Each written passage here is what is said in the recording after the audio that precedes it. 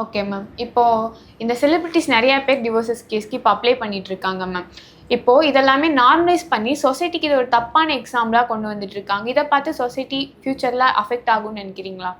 கண்டிப்பா இன்ஃப்ளூயன்சிங் ஃபேக்டர்ஸ்னு ஒன்று இருக்குல்ல. இப்போ ஒரு ஆக்ட்ரஸோ ஒரு டிவியில் வந்தாலோ இல்லை ஒரு தேட்டரில் வந்தாலோ அவங்கள மாதிரி பண்ணுறவங்க தான் அந்த இடத்துல இருக்காங்க.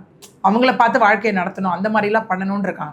இப்போ இவங்களே ஒன்றா இருக்கும்போது இவங்கள மாதிரி வாழ்க்கை நடத்தணும்ப்பா, அவங்க ஒரு சாங்ல ரீக்ரியேட் பண்ணுறப்போ என்னமா இருக்காங்கல்ல அப்படிங்கிற மாதிரிலாம் பேசினாங்க. இந்த இடத்துல இப்போ இது எப்படி தப்பான எக்ஸாம்பிள் செட் ஆகுது அப்படின்னா, அது அவங்களுக்குள்ள ஃப்ரெண்ட்ஷிப்போ என்னவா வேணா இருக்கட்டும். ஓகே, ஒரு டிவோர்ஸ் ப்ரொசீடிங்ஸ் போயிட்டு இருக்கு, உங்க மனைவி நீங்க பிடிக்கலன்னு சொல்லும் போது இன்னொரு பெண்ணுடனான அந்த நெருக்கம் என் சோஷியல் மீடியா அது ஒரு தப்பான எக்ஸாம்பிள் செட்டிங் ஃபேக்டர் தானே.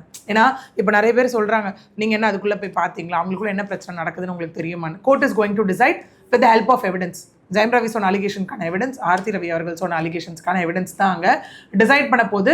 இன்னொன்று ஆர்த்தி ரவியும் இந்த இடத்துல வந்துட்டு சாட்சியங்கள் உள்ளதுன்ற மாதிரி தான் சில விஷயங்கள் அங்கே போட்டிருக்காங்க, இருக்கு இல்லையா. ஸோ கோர்ட்டு தான் இங்கே வந்து டிசைட் பண்ணக்கூடிய இடத்துல இருக்கு இந்த இடத்துல ஆக்சுவலி.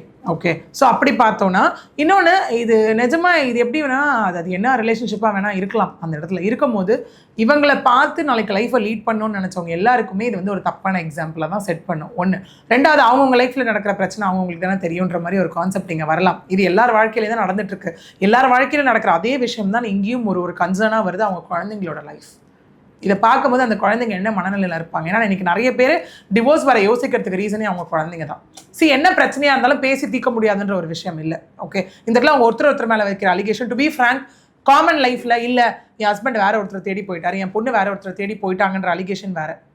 ஓகே, பட் இந்த இடத்துல இருக்கக்கூடிய அலிகேஷன் வந்து இவ்வளோ அபியூஸ் எனக்கு நடந்திருக்கு அப்படின்னும் போது அது கண்டிப்பாக அந்த இடத்துல பேசி தீர்க்கக்கூடிய ஒரு இடத்துல தான் இருக்குது. ஓகே, ஒரு வேலை அந்த மாதிரி அந்த ஃபினான்ஷியலாக எம்எல்ஏ இவ்வளோ டம்ப் பண்ணுறாங்க இது அப்படின்னும் போது அது அவங்களுக்குள்ளே பேசியிருந்தாலே ஒரு வேலை மாறுறதுக்கான சான்சஸும் இந்த இடத்துல இருந்திருக்கலாம்.